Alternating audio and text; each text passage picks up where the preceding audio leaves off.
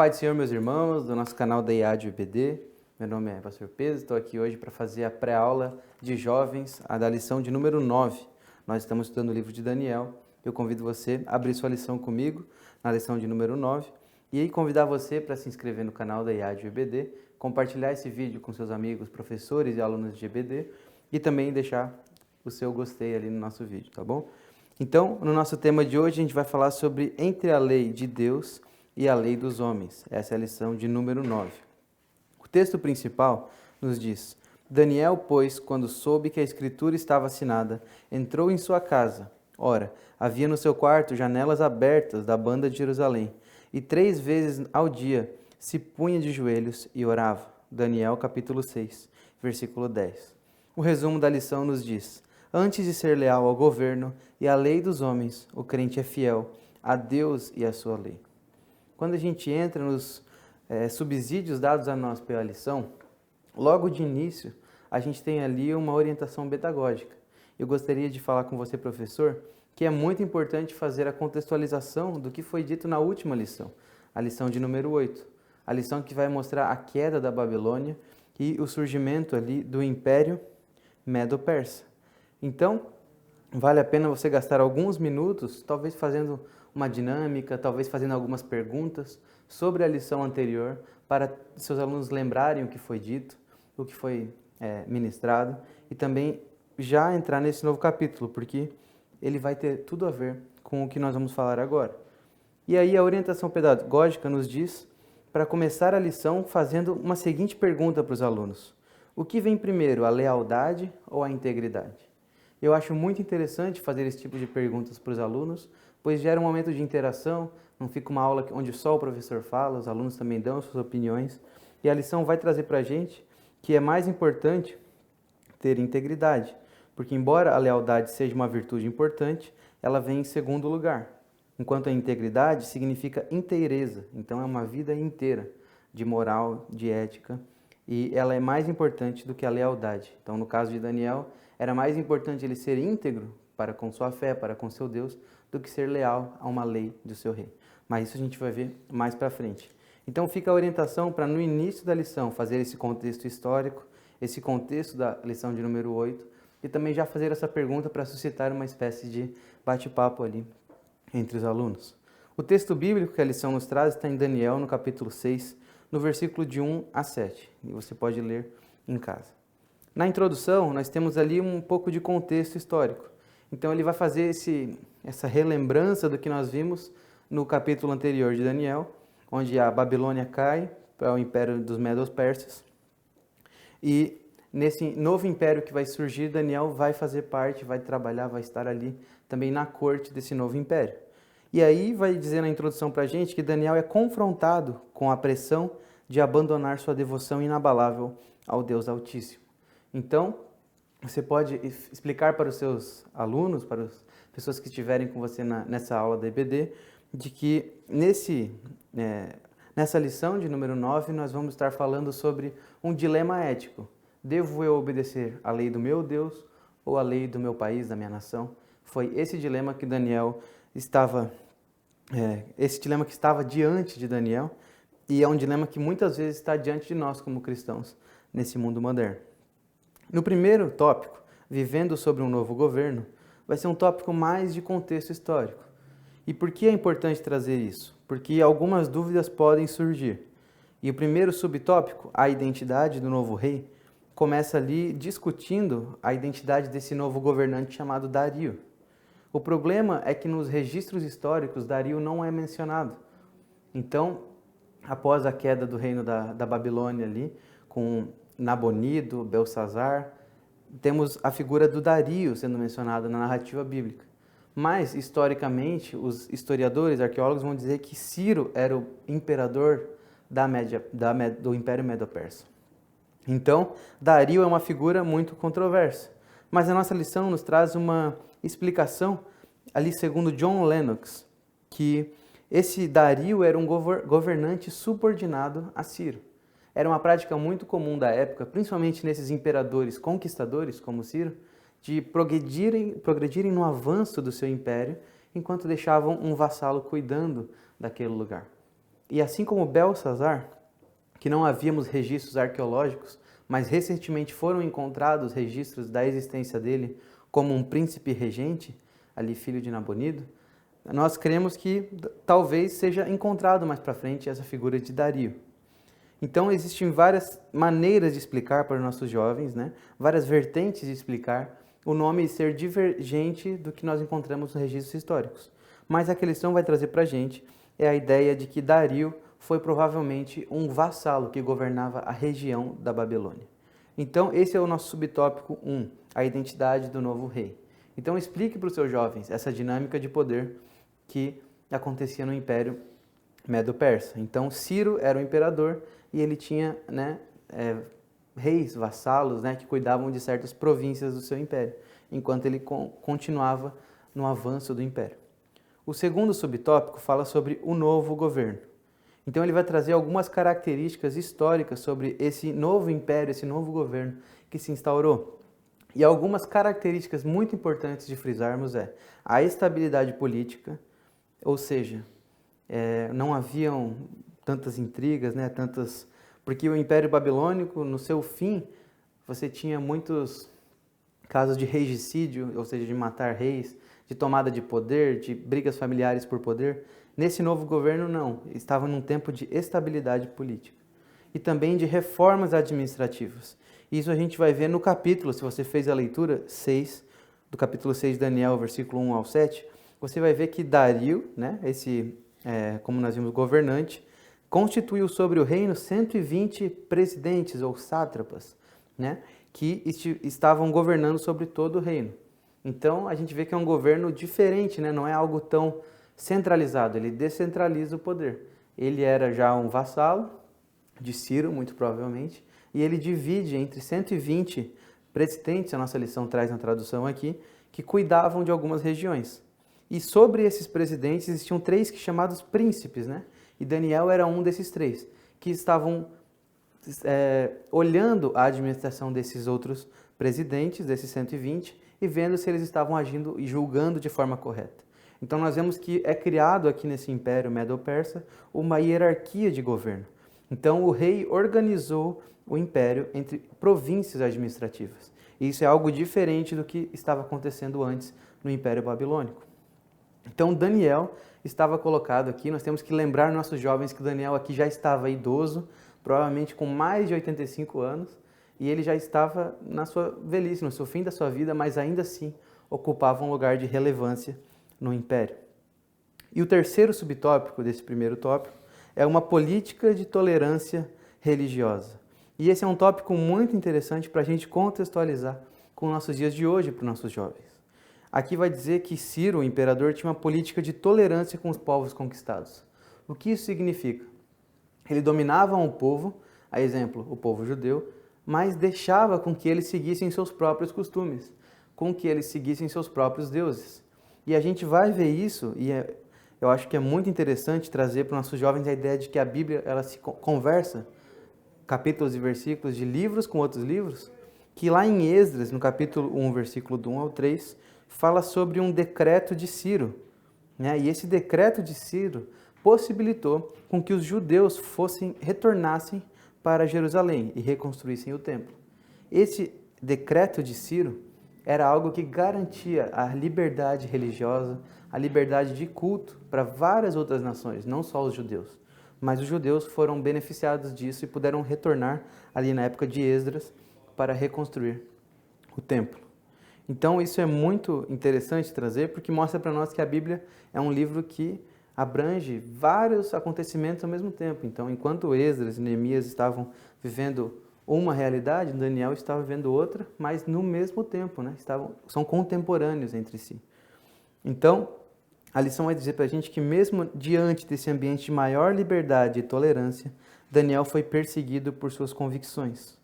E isso nos mostra, irmãos, que muitas vezes, mesmo com leis como em nosso país, que garantem a liberdade religiosa, a liberdade de culto, a liberdade de expressão, na prática, às vezes isso não é tão garantido assim. Nós vemos isso em nossos dias, quando os cristãos muitas vezes são obrigados a tolerar todas as outras religiões, sem poder pregar o evangelho para elas, mas Quando é no caso dos cristãos, o cristianismo não pode ser tolerado. Uma crença cristã não pode ser tolerada. Ao passo que nós temos que tolerar, às vezes, costumes de outras religiões, os nossos costumes não são tolerados, são mal vistos, são motivos de chacota, são motivos de demissão, são motivos de exclusão da sociedade. Então, mesmo que na nossa Constituição e na Declaração de Direitos Humanos as pessoas são isentas de ser constrangidas e forçadas a relegar a fé, na prática, às vezes há uma pressão social, há uma pressão contrária aos valores cristãos. Principalmente porque o cristianismo sempre vai nessa contramão do que o mundo parece seguir, né? E a gente pode falar um pouco, a gente vai ver mais para frente, sobre pluralismo religioso, né? A gente vê isso hoje em dia, que nós temos que ser todos plurais, todos aceitar, não existe uma verdade, cada um tem a sua verdade. Então, se você é budista, hinduísta, islâmico, se você é do candomblé, se você é do cristianismo, nós todos somos iguais, nós todos temos fé, nós precisamos nos respeitar. Mas o cristianismo é uma fé que ela precisa ter um tom de ser absoluta. Nós vemos que Jesus diz que Ele é a verdade, Ele é a vida, e isso nos fala que Ele é a verdade absoluta, Ele é a única verdade, não há outro caminho. Jesus é o único caminho que o homem pode chegar até Deus. E por isso o cristianismo muitas vezes é rechaçado no debate público. Por essa exclusividade, por esse absolutismo que nós temos com a nossa fé, nós somos muitas vezes jogados de lado.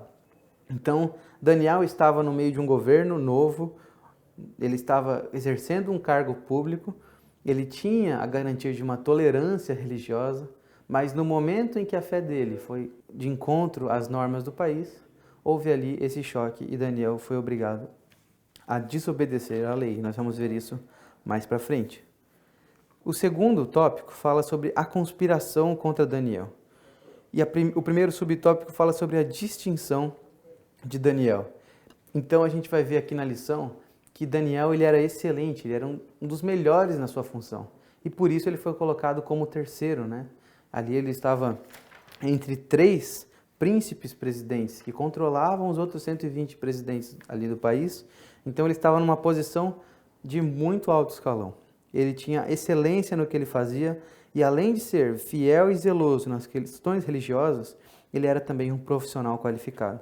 E aqui é uma ótima oportunidade para nós, como líderes, como professores, trazermos para os nossos jovens a ideia de que a vida religiosa é uma bênção, é algo que nós devemos sim cultivar e levar com muito zelo espiritual. Mas a nossa vida, que nós chamamos de secular muitas vezes, ela também diz respeito sobre quem nós somos como pessoa. E aí a gente volta para aquele conceito que nós falamos lá no início de integridade, né? Ou seja, uma inteireza. Ou seja, se você é um cristão, se você ama a Deus, se você faz tudo para a glória de Deus, você precisa ser o melhor no seu trabalho. Então nós devemos instigar os nossos jovens a ser o melhor aluno da turma, a ser o melhor médico, advogado, professor, o melhor padeiro, o melhor sapateiro, o melhor no que ele faz. Ele precisa ser o melhor filho, o filho mais bem comportado, o filho que honra os seus pais. Ele precisa ser o melhor cidadão. Então Daniel ele se distinguia dos outros não apenas por seu aspecto religioso, mas porque ele era excelente. Tudo que ele fazia bem. E nós temos aqui na lição a lembrança de que Paulo nos diz lá em 1 Coríntios, tudo que nós fizermos, devemos fazer para a glória de Deus. Então nós entramos agora no segundo subtópico, inveja e conspiração. Então assim que o brilho de Daniel começou a ofuscar os demais, ou seja, assim que ele começou a ser o melhor entre aqueles 3 príncipes, ele era o homem mais íntegro, o melhor, isso despertou inveja entre as pessoas ao seu redor. E a gente vê que houve ali uma conspiração entre os príncipes, entre aqueles que estavam abaixo de Daniel, em tentar conspirar contra ele e acabar com essa função. A gente não sabe os motivos, né, que levaram eles a fazer isso, mas a Bíblia nos conta que eles suscitaram o rei Dario a promulgar um edito que por 30 dias eles não poderiam adorar nenhum outro Deus a não ser o próprio rei. Então, e quem fosse pego adorando outro Deus seria jogado na cova dos leões. Então, a nossa lição vai dizer que não foi achado culpa nenhuma em Daniel. Ele era alguém íntegro, fiel, e não se achava nele nenhum erro ou culpa. Então eles tiveram que fazer uma conspiração usando de fofocas, tramas e calúnias para conseguir prejudicar Daniel. E isso muitas vezes pode acontecer conosco na nossa vida. Então, mais uma vez aqui, podemos fazer uma aplicação para os nossos jovens. Que quando os inimigos venham, eles não tenham nada para nos acusar, né? Então as pessoas tentavam procurar algo na vida de Daniel para derrubar ele, mas não se achava falha nenhuma nele. Será que nós podemos dizer isso de nós mesmos? Será que nós podemos dizer, em mim não há falha, as pessoas não vão encontrar algo para me acusar? Daniel tinha essa integridade e não tinha nada que eles conseguiam achar para acusá-lo. O terceiro subtópico vai falar sobre o plano contra Daniel. Eu já falei um pouquinho ali antes, resumidamente, como foi que aconteceu. Então eles, como não tinham um motivo justo, acharam ali uma maneira de convencer o rei a proibir a adoração a algum outro deus durante 30 dias e só podia adorar ao rei, né? Então Daniel foi obrigado a desobedecer essa ordem. Ele orou nas suas orações normais 3 vezes ao dia e viram ele e ele foi preso por isso. Mas a aplicação aqui que a lição vai nos trazer é que a estratégia dos inimigos de Daniel se assemelha muito aos secularistas anticristãos. E aqui você pode relembrar o seu jovem do que é um secularista. O que é o secularismo? É a tentativa de tirar do debate público, tirar das esferas de discussão qualquer hábito que seja religioso. Então, eles vão querer dizer para o seu jovem de que ele tem que deixar o cristianismo dele do lado de fora, quando ele entra no trabalho, na escola, quando ele está em um lugar público, se ele é político, se ele é advogado, ele deixa o cristianismo dele em casa e ele vive uma vida secular plenamente. E o cristianismo não combina com isso. O cristianismo ele envolve toda a nossa vida. Onde o cristão está, ele continua sendo cristão. Não importa se é no consultório médico, no gabinete de advocacia, se é num tribunal, se é numa prisão, não importa onde o cristão estiver, ele sempre é um cristão, ele não consegue se separar. Então o secularismo é essa tentativa de separar a pessoa. Ela tem uma vida religiosa e é particular, ela não pode sair do particular, a religiosidade dela. E nós sabemos que isso não combina com o cristianismo. E a lição deixa uma reflexão final. Vivemos uma era de suposta tolerância. Todavia, enquanto todas as expressões são válidas e permitidas, o cristianismo cada vez mais é hostilizado por causa da sua defesa de valores absolutos. É a intolerância dos tolerantes. Então, se dizendo tolerantes e amantes de todas as religiões, de todas as crenças, eles intoleram o nosso cristianismo, porque nós não nos dobramos diante dessas decisões. Então, isso é muito legal de trazer essas reflexões para os nossos jovens. Será que nós temos nos dobrado às decisões, né? Será que nós temos cedido, às vezes, em questões morais, éticas, questões religiosas? Será que nós, às vezes, deixamos nosso cristianismo em casa para viver uma vida dupla, uma vida que não é inteira, íntegra, né? Um cristianismo íntegro, fiel? Nós temos que trazer essas reflexões para os nossos jovens. E há um subsídio muito bom ali na nossa lição de professor, que trouxe uma frase sobre o pluralismo. Então, além do secularismo, o pluralismo é um dos perigos da nossa era. E a frase diz o seguinte: primeiramente, existe o pluralismo, a afirmação direta de que temos de aceitar todas as religiões como iguais. Cristo é só um homem, só um profeta, um entre várias opções, e não necessariamente uma opção melhor entre outras. O pluralismo insiste que até a palavra tolerância cheira a fanatismo. A insinuação de que temos que tolerar aqueles que são diferentes de nós. Não devemos apenas tolerar as religiões diferentes, devemos conceder a elas o mesmo respeito que a nossa. Nesse cenário, Cristo é interpretado de forma genérica, mas ele sempre é despojado de sua deidade. Eu vou resumir aqui. Este pluralismo, ou universalismo, afirma sem competência que nenhuma religião tem o direito de julgar a outra, sem respeito mútuo, tolerância, sem críticas e aceitação incondicional da rica herança dos outros. Não há base para a unidade. A superioridade conduz ao preconceito, o qual deve ser exposto, desdenhado e subsequentemente arrancado pelas raízes. É uma citação de Luther Irving, Cristo entre outros deuses. Então aqui a gente vê o perigo do pluralismo.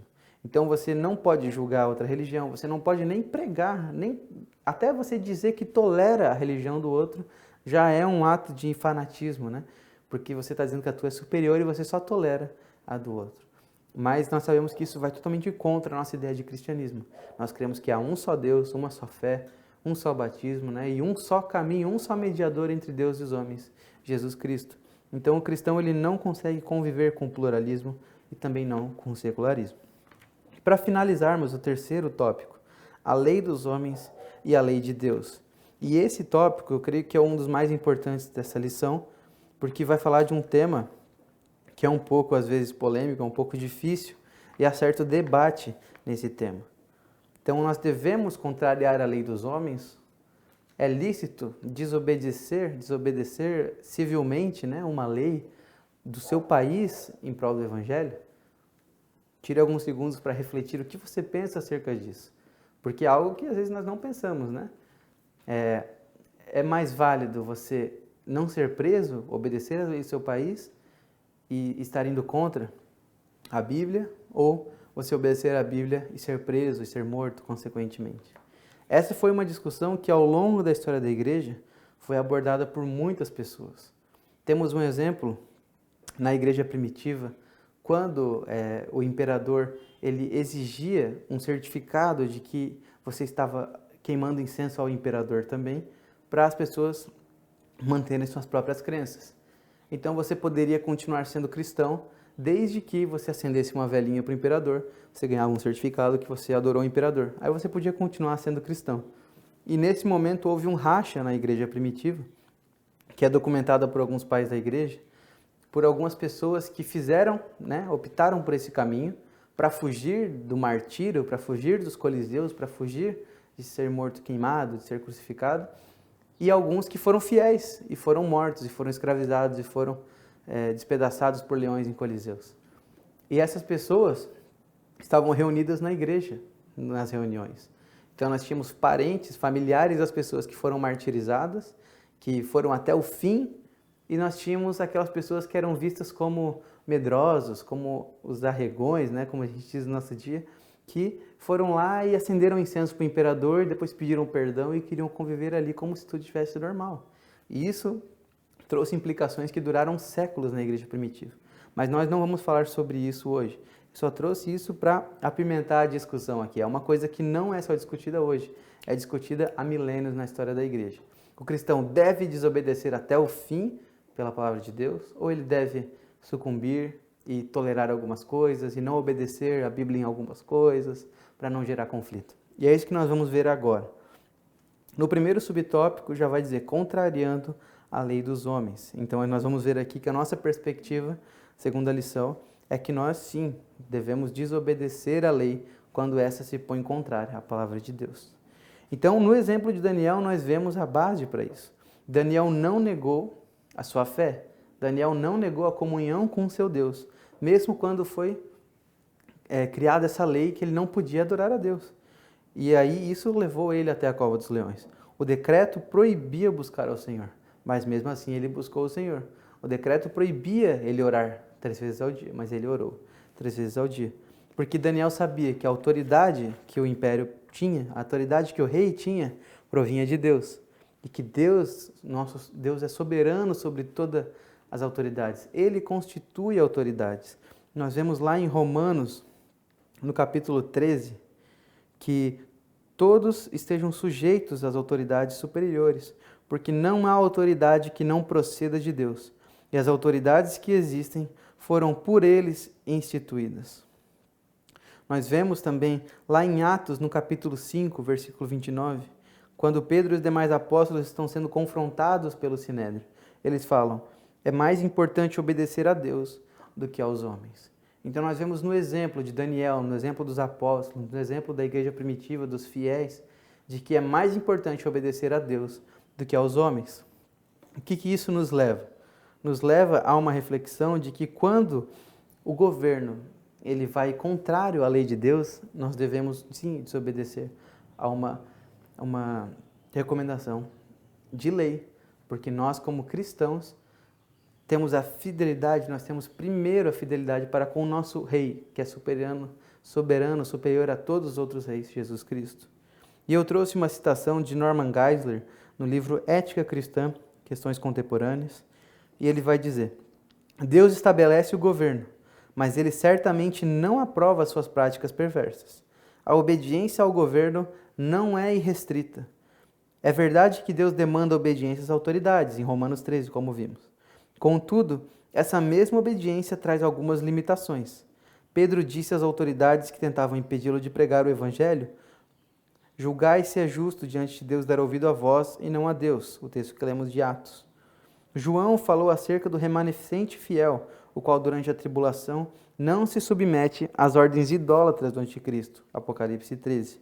De fato, como iremos ver em seguida, há várias instâncias em que a desobediência às autoridades recebeu aprovação divina. Um exemplo disso, Êxodo capítulo 1, quando as parteiras não matam os meninos hebreus, né, e colocam Moisés no rio, a gente tem aquela história toda. Daniel capítulo 3, com os 3 amigos de Daniel não se prostrando perante a estátua. E Daniel 6, esse capítulo que estamos estudando. E ele vai continuar. Em cada um desses casos, a implicação é óbvia. O governo deve ser obedecido quando ocupa o papel de representante de Deus, mas não quando exerce o papel de Deus. Nós não precisamos obedecer às maldades do governo. A Bíblia ensina a obediência aos governos, mesmo quando eles são perversos, mas não exige obediência às maldades produzidas pelo governo. De fato, a Bíblia proíbe fazer o mal, e isso independe de quem tenha dado a ordem. Então, em caso de leis perversas que mandam matar, que mandam roubar, que mandam fazer maldades, ou leis que proíbem o culto, proíbem a leitura da Bíblia, o cristão ele pode sim e deve ser fiel e desobedecer essas leis. E ele vai fazer uma última frase que eu queria trazer, falando sobre a obediência cega. Ele diz: a obediência cega às maldades de um governo não é uma questão de patriotismo, é pura estupidez. Submissão irrestrita a um governo opressor não é patriotismo, trata-se de adoração ao próprio país. E esse tipo de adoração é pura idolatria, uma devoção suprema a algo que não é supremo. Então, se nós como cristãos obedecermos a lei do nosso país acima da lei de Deus, a lei natural, a lei moral, a lei bíblica, nós estamos sendo idólatras, nós estamos dizendo que há um ser maior que Deus, nós estamos dizendo que o Estado é maior a Deus. Nós sabemos, segundo a Bíblia, de que a autoridade provém de Deus. Então, toda autoridade que o Estado tem, que o governo tem, que as polícias têm, elas são autoridades delegadas de Deus. Então, a autoridade provém de Deus para esses órgãos exercerem a bondade, exercerem a justiça. Mas nós vemos na Bíblia que o governo, muitas vezes, não é justo e Deus não se agrada disso. Até tem um versículo de Isaías, que a lição trouxe para a gente aqui, lá no capítulo 10, versículo 1. Ai daqueles que fazem leis injustas, que escrevem decretos opressores. Então a gente vê que Deus ele é totalmente contrário à opressão feita por parte de um governo. Ele é completamente contrário a quando o governo exerce sua autoridade de maneira equivocada. E nessas horas, nós como cristãos precisamos sim nos levantarmos como Daniel e sermos contrários a essas práticas. O autor Norman Geisler traz para a gente 7 maneiras que nós devemos agir nesses casos. Porque nós como cristãos não podemos ser também revolucionários, né? Pessoas que querem fazer a revolução e destruir o governo, entrar numa espécie de anarquia. Nós nos submetemos às autoridades, mas com algumas ressalvas. Então eu achei muito interessante esses 7 passos que ele nos dá. Então o primeiro é obedecer às leis do governo, porque ele é instituído por Deus. Segundo, nós temos que orar em favor dos governantes. A Bíblia nos manda, mesmo os governantes opressores, porque na época que Paulo escreveu sobre submissão às autoridades, o governante era Nero, que matava muitos cristãos. Mas mesmo assim, nós devemos orar por esses governantes. Terceiro, trabalhar de modo pacífico e legalizado para mudar a situação política.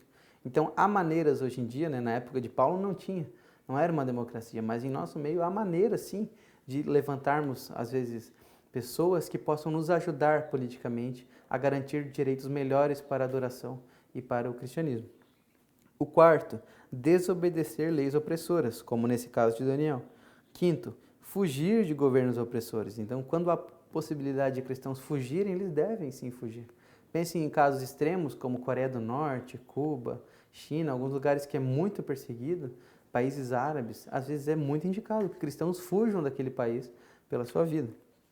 O sexto, suportar os sofrimentos com paciência.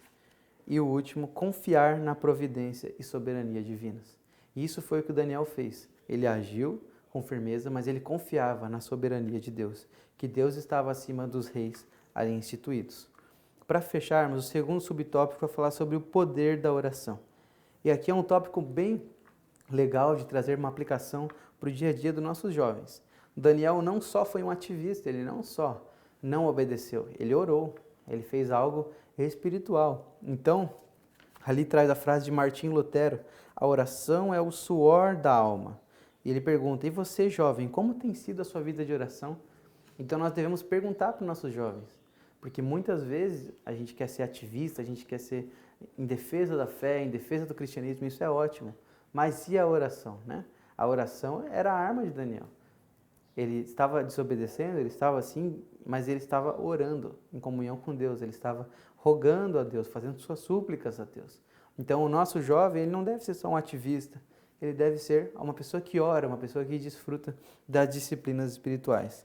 Então a oração deve ser um hábito na vida de todo aquele que busca a intimidade e resposta da parte do Senhor. Daniel não estava disposto a comprometer sua fé, a lição vai dizer, ao se abster da oração. Isso ilustra que resistir aos desafios da nossa fé requer tanto evitar ações que contradizem a palavra de Deus, mas também manter nossas práticas espirituais. Então não é só sobre algo teórico, né? Sobre a lei de Deus teórica, e sim sobre uma vida, né? Viver a lei do Senhor. Então Daniel não estava só fazendo um ato de rebeldia, ele estava orando, estava desfrutando da sua espiritualidade. E o último subtópico: Deus fecha a boca do leão. E aqui é aquela história bem conhecida, Daniel na cova dos leões, Deus fechou a boca dos leões, no dia seguinte Daniel estava firme e forte, sem nenhum dano, né? Os leões estavam lá tranquilos e os opositores foram punidos, né? A gente vê que o rei, ele ficou até a madrugada, né, em vigília, porque ele não conseguiu dormir, angustiado, ele sabia que tinham feito uma armação ali para Daniel. Ele conhecia Daniel, sabia que ele era um homem íntegro. E no fim, quando ele vai lá procurar Daniel, ele reconhece que Deus tinha efetuado um milagre guardando a vida de Daniel. Então a Bíblia nos mostra que mesmo ali no momento de angústia, de dificuldade, Daniel estava tranquilo, porque Deus estava com ele na cova do leão. E no fim, os conspiradores foram punidos por suas ações malignas. E para encerrar, a conclusão vai nos dizer: ao enfrentar a pressão de abandonar sua devoção a Deus, Daniel escolheu permanecer firme em sua fé, continuando a orar diante das adversidades. Em vez de ser leal ao governo, manteve-se fiel a Deus. Sua coragem e confiança em Deus não apenas resultaram em sua proteção miraculosa na cova dos leões, mas também demonstraram um exemplo eterno de como podemos manter nossa integridade espiritual em face dos desafios culturais, políticos e jurídicos de hoje. Então essa foi a nossa pré-aula de EBD, da lição de número 9 dos jovens. Espero que você tenha gostado. Não se esqueça de se inscrever aqui no canal da IAD EBD e também apertar ali o seu gostei. Deus abençoe e até a próxima.